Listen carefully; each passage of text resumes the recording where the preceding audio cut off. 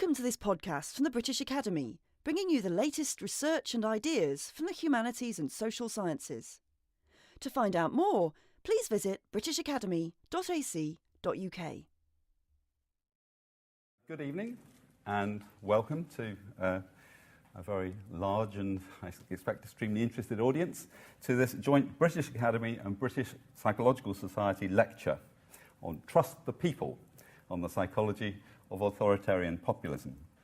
So tonight we're delighted to welcome Professor Stephen Reicher, who will be speaking about authoritarian leadership and what makes such figures so appealing and perhaps sometimes so appalling to wider audiences. So a little bit about Steve. Steve is currently the Wardlaw Professor of Psychology at the University of St Andrews, and he's interested, his work has always been in the area of groups and group processes. He's been a torchbearer for the social identity approach to the study of group processes, and his work and creative development and use of this approach has had global influence. He's published over 300 books, chapters, and journal articles relating to this topic, and they address phenomena such as the nature of crowds and riots, nationalism and national identity, leadership, obedience and conformity, intergroup hatred and rivalry, and the psychology of tyranny. His work has received prizes from the British Psychological Society, the American Society for Research on Adolescence, the International Leadership Association, and the International Society for Political Psychology. Steve has always believed that to fully understand a subject, you have to be deeply embedded in it, not just academically, but also you have to be immersed in it. So many of the things that he's been studying, he's addressed as an activist and as a participant, and not just as an academic. He strongly believes in making the research that we do and the ideas that we have practical. His work on crowds is a good example of this, and it's transformed approaches to public order, including policing in the UK, Europe, and worldwide. He's been involved with the Equality and Human Rights Commission in Scotland and across the UK, and has advised the Scottish and the UK governments on issues of behaviour change, resilience, and behaviour in emergencies. Steve was elected as a Fellow of the British Academy in 2015. Now, if you were hoping for a dry, technical, deeply impenetrable, and tedious exposition, you've come to the wrong place. I think you will find, I know that you will find, having been to many of Steve's talks, you will find that what he has to say is stimulating, challenging, entertaining, topical, and thoroughly enjoyable. So you're lucky to be here, and so am I. But for now, can you please join me in welcoming Steve Reicher?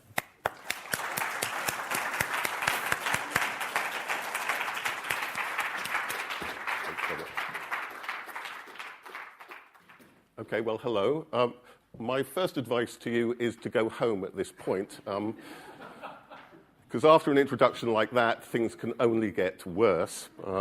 Thank you very much, Dominic. That was remarkably kind. So thank you for coming. And my first slide is by way of thanking many other people as well. Many of you will recognize it. It's a Brecht poem to a worker who reads. And the point that Brecht is making is that the allocation of reward and the nature of effort in our society is rarely correlated. The accolades go to the few, and the efforts come from the many. And that's certainly true of academic work, I think. All academic ideas are collective. You never quite know when an idea was yours, when it was sparked by somebody else's idea, where the boundaries lie. As I say, all ideas are collective, but reward, the name on a paper, the election to a fellowship, and so on, always is to particular individuals. And so I just want to start off by saying there are many, many people who have helped me along the way. Certainly there was my family, my parents, also my cousin Philip, who is in the audience here today, who is responsible for me becoming a psychologist. My parents resented him ever after because they wanted me to do a proper job. My teachers. I was incredibly lucky to have inspirational leaders, Henri Tajfel and John Turner. Henri, not only, I think, one of the greatest psychologists this country has ever produced, but one of the greatest social scientists, and I think under-recognized. Thankfully, Rupert Brown is writing a biography of Henri, and so in the years to come, you will know more about him. And then my colleagues, a number of whom are here today, and my students. All of them are responsible for my ideas, for what I'm going to talk about today. And if I fail to mention them, I think that thought should always be in your head. So let me start. Sometimes you could wake up and think that we are back in the 1930s. A fragmenting international system, the building of walls and of barriers, hesitating recovery from deep economic slump. And the point of this picture is that even Huddersfield Town are near the top of Britain's national game. Now, of course, analogies are problematic. There are many differences. But there's one thing, I think, which is highly striking, and that is the rise of so many populist, authoritarian, right-wing leaders. There won't be a test next period to see if you can recognize this, but if you can get 6 out of 6, you're doing very well indeed. In most of the major countries of the globe, there are either elected leaders or strong authoritarian populist movements. And the question is, why? Why are these people who to many of us are so appalling, so appealing? And of all these people, that question is asked most frequently about Donald Trump. We look at Donald Trump and we see a man who calls Mexicans rapists. We see a man who boasts about his sexual assaults on women. We see a man who is so infantile in his insults that he boasts about the size of his genitalia in major political speeches. What on earth is the appeal of this man? How can we understand that phenomenon which so easily makes us throw up our hands and say, it's incomprehensible. The people supporting him are incomprehensible. It's irrational. That's the concrete question I want to talk about today.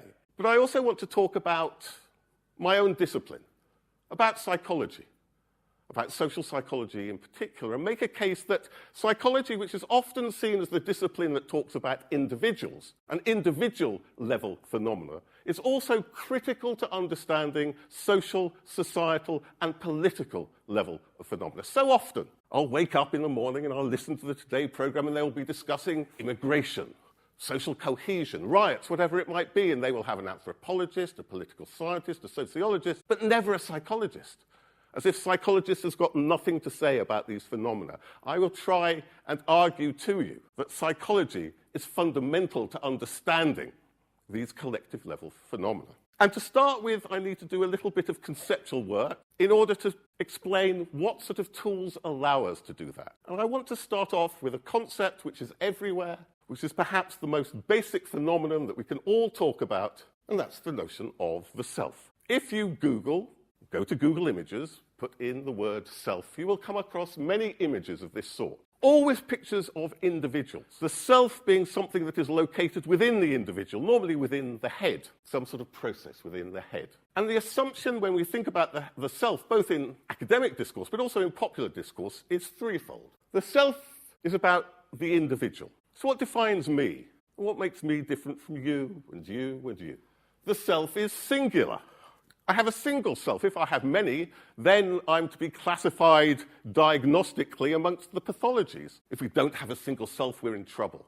And secondly, the self is sovereign. It's determined internally. It's defined internally. That notion of the self is an immensely powerful notion with huge hold. But as soon as you start thinking about it, you realize it's a deeply flawed, a deeply problematic notion. If I was to ask any of you, who are you? Who are you? You might tell me something about yourself as an individual. I'm friendly, I'm quite athletic, I'm bald, whatever it might be. But you would also tell me about the groups to which you belong. You might say, I'm a sociologist, I'm British, I'm a Catholic, I'm a socialist.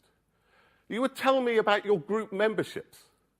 And those group memberships would be profoundly important to you. Things as important to you as your individuality.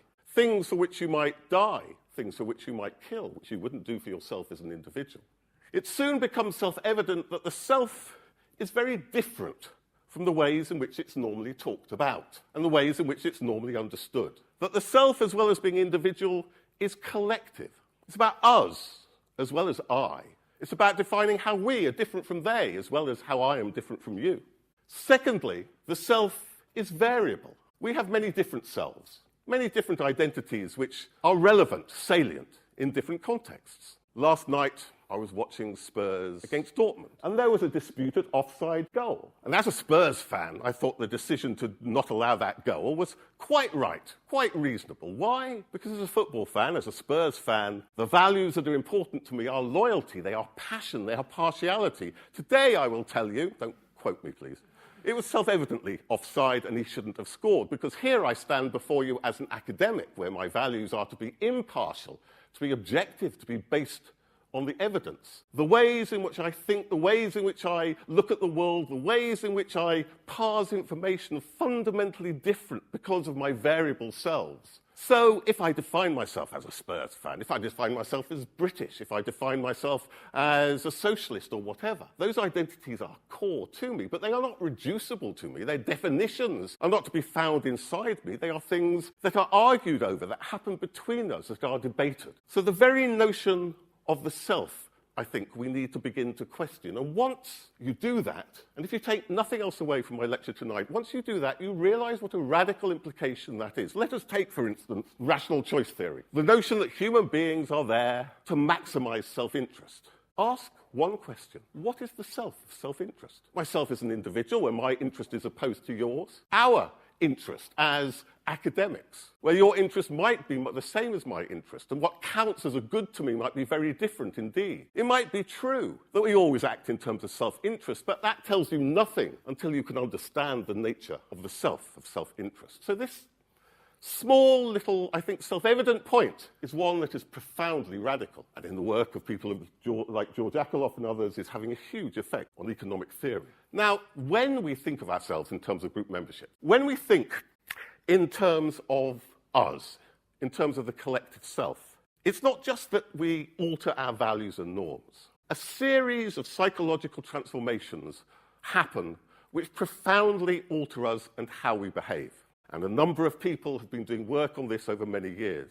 And the example I always use is an example that you may have had coming here, and you may well have had, or you may well have, going away from here. And that's a sense of getting onto a crowded tube train or a crowded commuter train. It's not new, incidentally. This cartoon is from 1895, so you're not suffering in the first generation. But you get on that train, and you're in a physical crowd. You are crowded, but psychologically you're all individuals. Psychologically you're separate from others. Psychologically their presence is an intrusion upon your space. If they look over your shoulder to read the same newspaper that you're reading, that's an invasion. If they should rub up against you, that's disgusting. But then you set off and the train stops. And after a while there is an announcement which says, leaves on the line, the wrong sort of rain, whatever it might be, and something changes.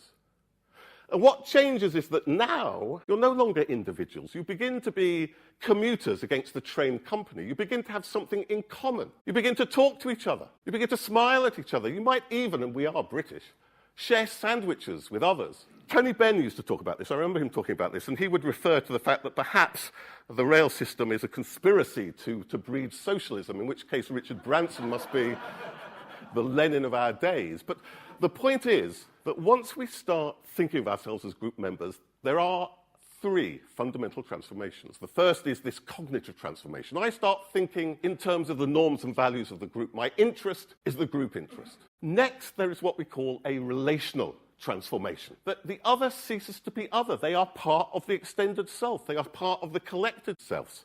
And therefore we are more likely to respect, to cooperate, to help people who are part of the in-group. Now, some of you recognize a television star in the front row. Mark, many years ago, took part in a program called 5 Steps to Tyranny for some studies, wonderful, simple, elegant studies he did. It took Manchester United fans, and it told them that they had to do a study, but it was in another building. And as they walked towards it, somebody ran along, fell over, hurt themselves, grasped their knee, groaned. And this person was either wearing a Manchester United shirt, a Liverpool shirt, or a red T-shirt. And nearly everybody helped in the case of the Manchester United shirt, nobody in the case of the Liverpool shirt, nobody in the case of the red T-shirt. They helped the in-group member. And the Liverpool Echo had the front page headline, "Scientist shows that Manchester United fans hate us," and Mark couldn't go to Liverpool for 20 years, so no loss there. But that missed the point, because in the second condition of the study, you again take exactly the same sample. You take Manchester United fans, but this time you make salient to them an identity as football fans. We're doing studies on football fans and the way in which football fans are treated. Same thing, they go to another building, see somebody falling over, Manchester United shirt, Liverpool shirt, red T-shirt. This time, they help the Manchester United and the Liverpool-wearing person to the same extent. They ignore the person with a red T-shirt. So the point isn't just we help the in-group member. That doesn't get you very far until you ask, what self? How is the self defined? How extensively is the self defined? And if you think that this is just one of those odd little things that these odd people do in odd little laboratories, we also did a study looking at a far more consequential case, the case of the rescue of Bulgarian Jews in the Second World War, the one place under Axis control where not a single Jew in the lands of old Bulgaria were deported. Twice the Nazis tried. Twice they were stopped by mass mobilization. So we looked at the texts of mobilization. What do you find? They don't talk about Jews. They don't talk about the Nazis deporting them. They talk about a national minority. And if they ever do refer to Jews, they refer to how Bulgarian they are, to how they share our culture, our songs, how they revere Botev and Slavyakov, the national heroes. What the Nazis were doing was deporting us, not deporting them. So this solidarity is consequential.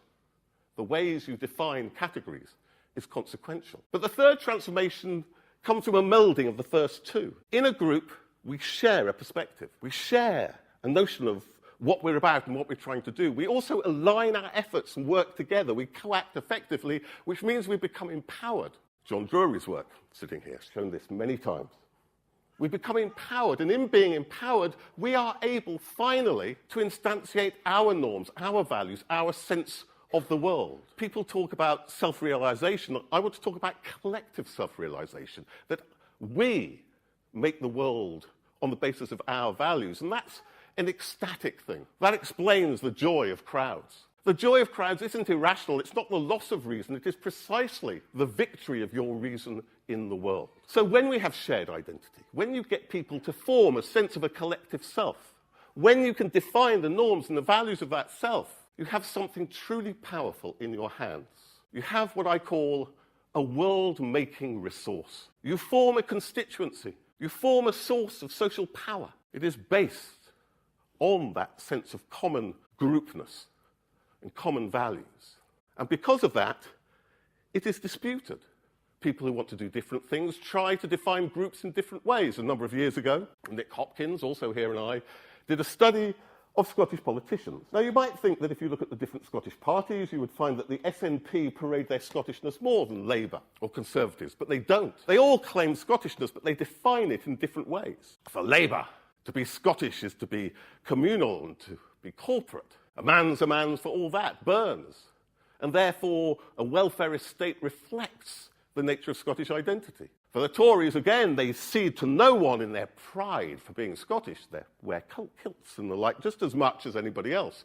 But for them, Scottishness is the independent, entrepreneurial Andrew Carnegie of the 19th century, and Thatcherism is the spirit of Scottishness. And then you come to the SNP, and independence is what the Scot is all about. Independence is the value which is primordial. So if you can define identity, if you can win out in your definition of identity, you have a tool that is not only psychological, it doesn't just define the individual, it defines the political world, it creates the political subject. It is something of immense power. And that is why we argue that when it comes to the issue of leadership, of people who try to influence, who try to guide us, they should be seen as entrepreneurs of identity. Alex Haslam in particular, Michael Plato and myself have written a lot about this idea. But in the end, effective leadership is about constituting a group and then speaking for us, defining what it is to be a group member, defining how we should behave.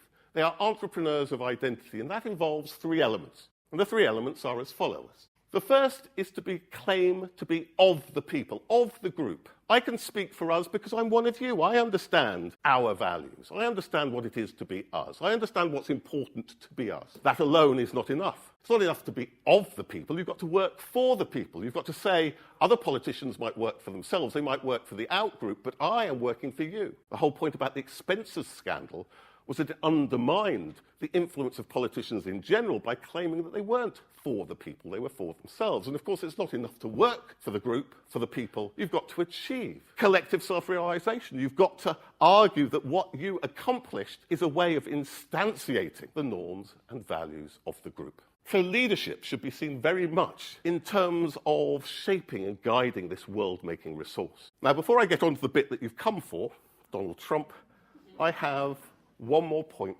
that I want to make, and that's about the relationship between leadership and democracy. I want to argue that ultimately, authority and power comes down to the question of interpreting identity, if you like, interpreting the text, defining the norms and the values of the group, and therefore being able to guide what we do. And nowhere is this more true than in the relationship between religion and politics. This is a lithograph of the martyrdom and burning of William Tyndale. And Tyndale's crime, of course, was to translate the Bible into English. And why was this a crime? Because if you translate the Bible, then ordinary people can begin to argue with the clergy and begin to say, your interpretation of the Bible is wrong. It shifts power fundamentally. And the relationship between different religious groups and different politics always comes to what is the balance between top and bottom in defining the text. The relationship between the bishops and the priests and ordinary people in so doing. And that model is true more generally, and it gives rise, I think, to three different models of leadership. One, which probably is pretty rare, is what I call egalitarian leadership, where what the leader does is they facilitate a conversation. I'm not going to tell you what it means to be British. I'm not going to tell you what it means to be a socialist. I'm not going to tell you what it means to be a Christian. I will guide a discussion amongst ourselves. It facilitates a collective enterprise of asking, what does it mean to be us? More usually, I think, in politics, in normal so-called democratic politics, we have hierarchical leadership, where the leaders essentialize identity. They claim to have a clear idea that the identity is singular and they have better knowledge of it than others. I better understand what it means to be British than you do. John Major can tell us what it means in terms of old ladies and bicycles and so on. That I'm talking to you, but I have expert knowledge over you. I want to argue that hierarchical leadership slips over into autocratic leadership, where you take that a step further, where you begin to argue it's not that I have greater knowledge, it's that I embody the identity. I am the group. I am the living, breathing instantiation of what it means to be British, to be German, to be a Christian or whatever. And therefore, if you question me, you question the group. You're cast outside the group and you have no right to take part in that conversation.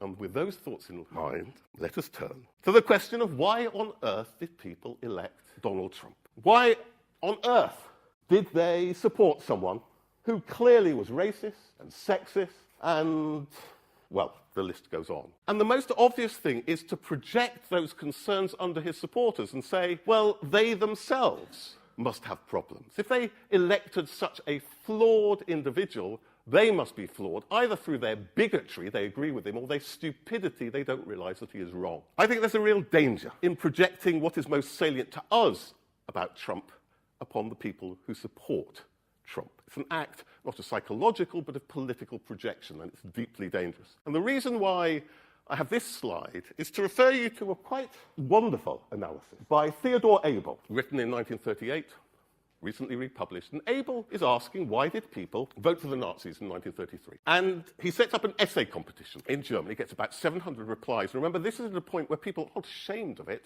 They're proud of it. They're pleased to have voted Nazi. And he analyses these 700 essays to ask the question why Hitler came to power. And of course, there were a few people who voted for Hitler because he was anti-Semitic. They voted for Hitler because he was racist in the extreme. But most don't. They vote for Hitler despite that. They vote for Hitler for other reasons. They vote for Hitler to restore order, to have a strong leader, and so on. What is to us so salient was less salient to them. And I want to argue that we need to think in similar ways about the election of Donald Trump. I'm not likening Trump to Hitler. I'm talking about processes of thinking about the deplorable. Again, there's a huge literature and a huge amount of commentary which makes the claim that people voted for Trump because they were racists or they were idiots. There were polls done for the terms most used to describe Trump and his supporters, and these were the winning terms. So the most popular response, terms for Trump, idiot, jerk, stupid, dumb, followed by arrogant, and then buffoon, clown, comical joke. And Politics USA had a headline, American idiots, poll proves Trump supporters are the stupidest people in the US. Salon website, hideous, disgusting racists, let's call Donald Trump and his supporters exactly what they are. Now, once again, I'm not disputing the fact that Trump was racist and sexist. Not at all. And I'm not disputing the fact that people must at the very least have been willing to condone that. But does it explain why they voted for Trump?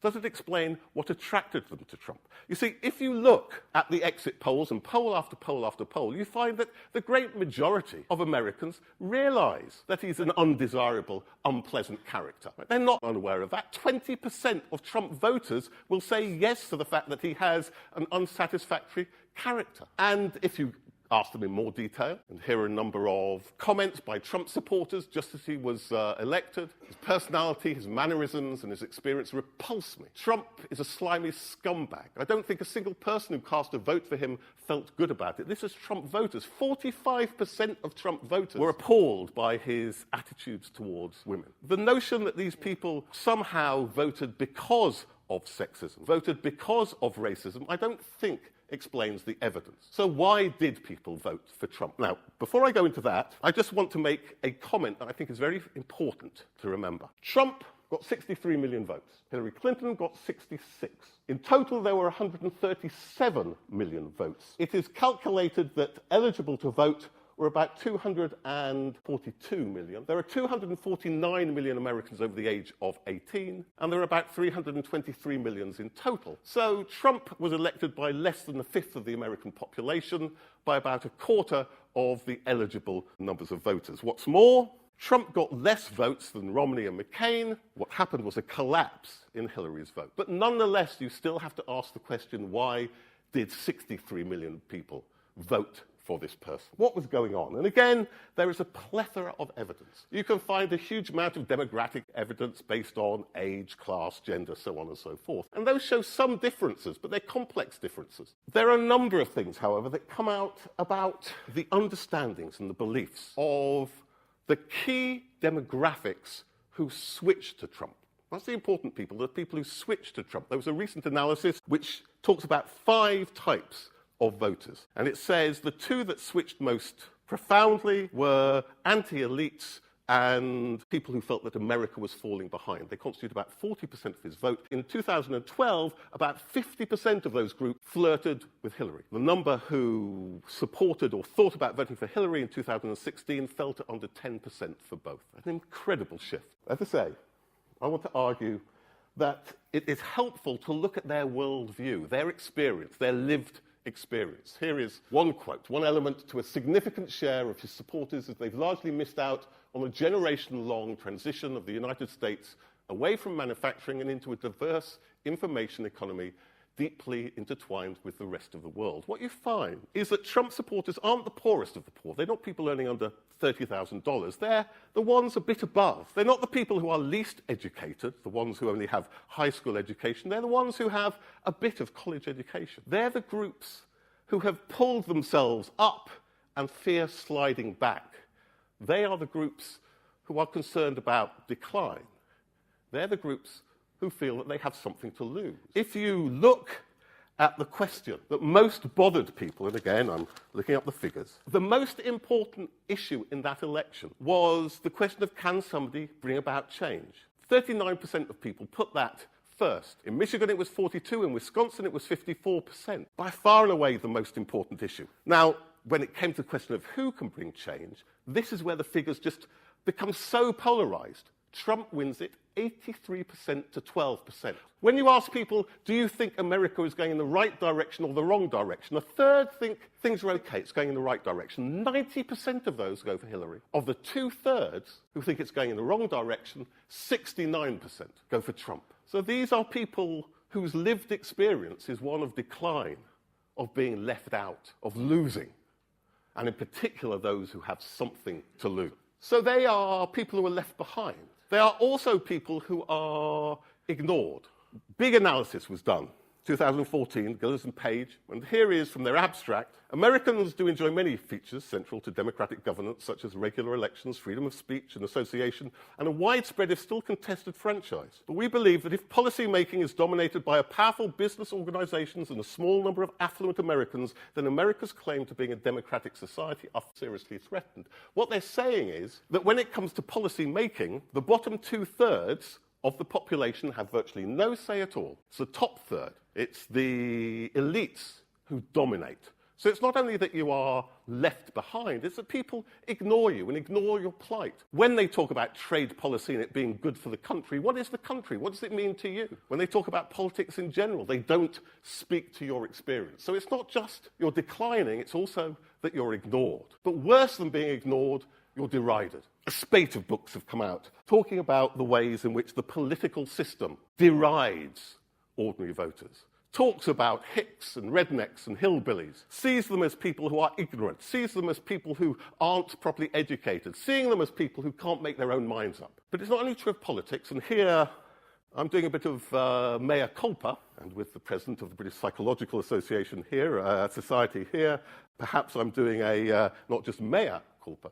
You see, there is a widespread notion in psychology, a really powerful notion, which also spreads, I think, into the popular domain, that humans are inherently cognitively flawed. We are information processing machines that are imperfect and limited, prone to error, incapable of dealing with a whole series of issues like probability and like risk. And as a consequence, we need technocratic elites to decide things for us. We can't make up our minds about complex things, about nuclear power, about climate change, whatever it might be. Because psychologically, we are wired in a way that makes that impossible. If there is a general disdain towards the popular mind, that becomes even more apparent when people get together in groups, when people get together and challenge the status quo. Then they are derided as mobs. Then they are derided as irrational. This is what many years of my work, John's work, many people's work challenges. And perhaps the best illustration of that is work that John and I and many others have done over a number of years about the notion of panic, how people behave in emergencies. The notion is that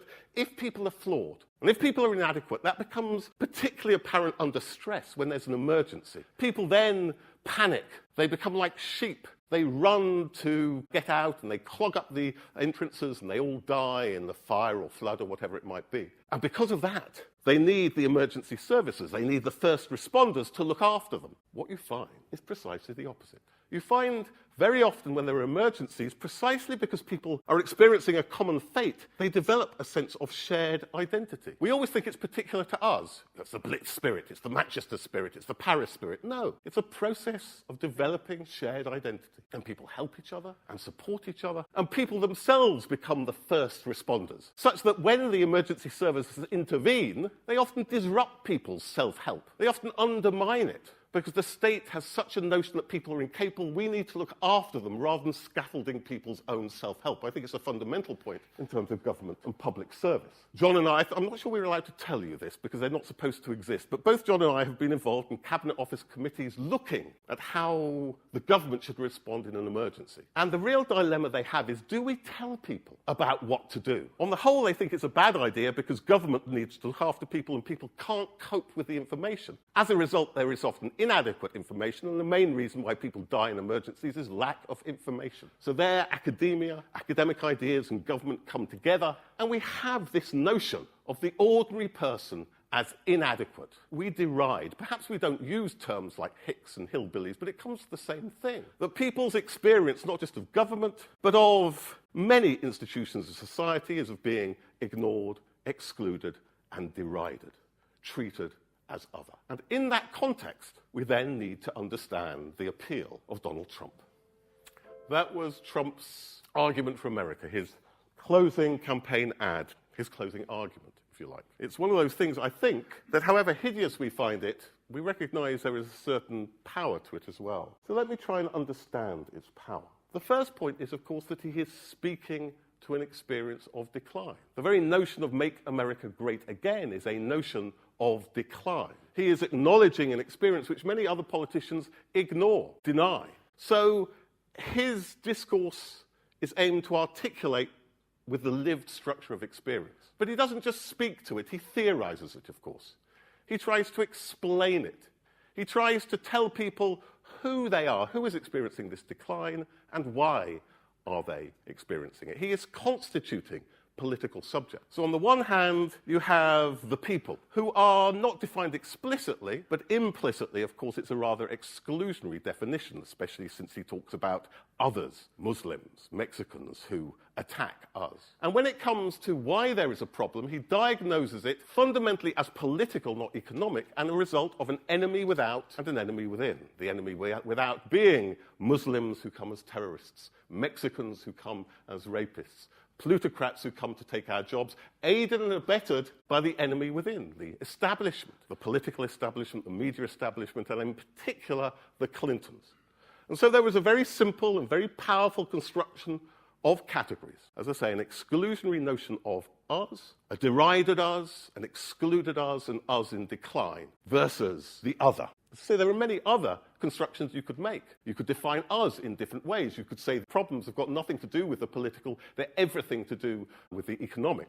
The third thing he does is that throughout Trump's campaign, he works on this issue of defining not just the people, but defining himself in relationship to the people, defining who he is in relationship to the people, what he's doing in relationship to the people, what he's achieving. Now, you might argue that, look, I've argued that the leader must be one of us. How is this billionaire living in golden towers like the ordinary American people? The point isn't that he represents the reality of the ordinary person. It's that he represents the values and the norms of the group, a certain notion of America, the notion of the American dream, the notion of mobility, the notion of ordinary people who can rise up and become powerful again. When he was thinking of running in 2002, he does have some good lines of differentiating himself from what he called the Lucky Sperm Club, the Bushes, and that he had worked for what he achieved. On his own website, he says, Donald J. Trump is the very definition of the American success story, continuously setting the standards of excellence while expanding his interests in real estate, sports, and entertainment. He represents himself as embodying American values, American aspirations, American achievements. He is not typical of the people, he is prototypical of the group. Secondly, one of the things he says time and again is that his riches don't disqualify him from being of the people, but they qualify him for acting for the people. In his announcement speech, this is what he said in his announcement speech. He said, I'm using my own money. I'm not using the lobbyists. I'm not using donors. I don't care. I'm really rich. But the point is, he says, because I'm rich, I'm not a creature of the lobbyist. I'm not talking for them. I'm not talking for Wall Street, unlike Hillary. I can act for you because my riches allow me to do so. One of the big banks came to me and said, Donald, you don't have enough borrowings. Could we loan you $4 billion? I said, I don't need it. I don't want it. I've been there. I don't want it. He can't be bought. He is not acting for them. And of course, he boasts again and again how not only does he act for the group, but his acumen, his business acumen allows him to achieve for the group, to achieve what the group needs. Our country is in serious trouble. We don't have victories anymore. We used to have victories, but we don't have them. When was the last time anyone saw us beating, let's say, China in a trade deal? They kill us. I beat China all the time, all the time. So again, this claim to have the skills to act for the group. What about the things that disqualify him? What about his crudeness? What about his vulgarity? In many ways, that underlines the fact that he's not of the political establishment. And he's not one of those. The more he breaks the political rules, the more he establishes an anti-political construction of the people and makes himself one of them. I often wonder, when the Billy Bush tape came out, it had two dimensions. Of course, it had the gender dimension, glorifying gendered assault. And that's appalling. But it had another dimension, which was its elitism. He said, I, as a star, can treat ordinary women as I like scum. They're objects to me. That would have been fundamentally antithetic to his overall categorical construction. That was never used. And you ask the question, why did women still vote for him? Well, perhaps one answer is that for many of those women, the category of gender was not as salient to them as categories, for instance, of class or categories of being ignored and so on. So even Trump's so-called gaffes reinforced his fundamental categorical construction, whereas for Hillary, her so-called gaffes undermined her claims to excellence and experience and a safe pair of hands. But I want to add one more dimension, and then I will wrap things up. One of the most important things, I think, is to understand that when it comes to creating a vision, and when it comes to claiming to embody the group and to win for the group. This isn't just achieved discursively. It's not just through words. It's something that's performative. It's something that you, well, perform, but you involve your audience in it as well. And the Trump rally is critical to understanding Trumpism in many ways. Even his own original campaign manager, Roger Stone, talks about the centrality of the rallies and how they were a little bit like Roosevelt's whistle-stop tours, because they involved the audience, not just the numbers, their actual involvement. And in many ways, Trump rallies were a little bit like morality plays, which enacted his vision of what America is and what America could be under him. Gwen Guilford did a lovely ethnographic study of the rallies, and she described them and how they perform Trump's vision of America and involve the audience in it. About an hour before Trump comes on stage, security people come out, fan out amongst the crowd and stand there in front of them, looking at them. Their very presence creates a sense of threat. Why would they be there if it wasn't for threat? And they say that if a protester is seen, don't eject him, chant Trump, Trump, Trump. So everybody hears and everybody sees this threat within. And then Donald comes on stage, and one of the things he does is to orchestrate the ejection of the protester, of the if you like, the enemy without. And he often glorifies violence against them as well. And then, as you've seen, he starts talking, and he starts talking about the media, the liberal establishment, and again, he encourages the audience to bay at them, to silence them, to cow them, to defeat them. And so in these rallies, you have, first of all, the enactment of the enemy without and the enemy within. You have the vision of them being defeated. In everyday life, they defeat you. In everyday life, the media silence you. Now you can silence them. And who orchestrates that? Who achieves that? Who is the person who represents your collective will? It's Donald Trump.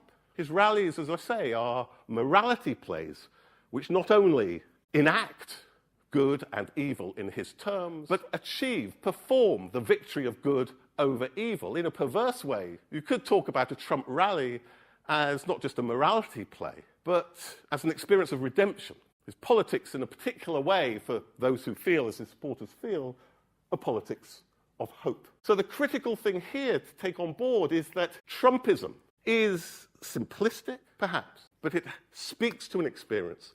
It clarifies and theorizes an experience. It performs that experience. It involves people in it, and it involves their victory overall.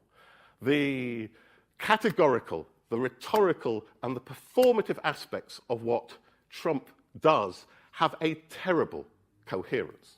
One last point. There's one further aspect of Trumpism that I think is really important, because I've talked about his populism, I've talked about its success. In what way is it authoritarian? Now, you might think it's self-evident, but I think it's worth drawing out the fundamental way in which it is authoritarian. You see, the Enlightenment ideal can be fundamentally reduced to an attitude towards difference.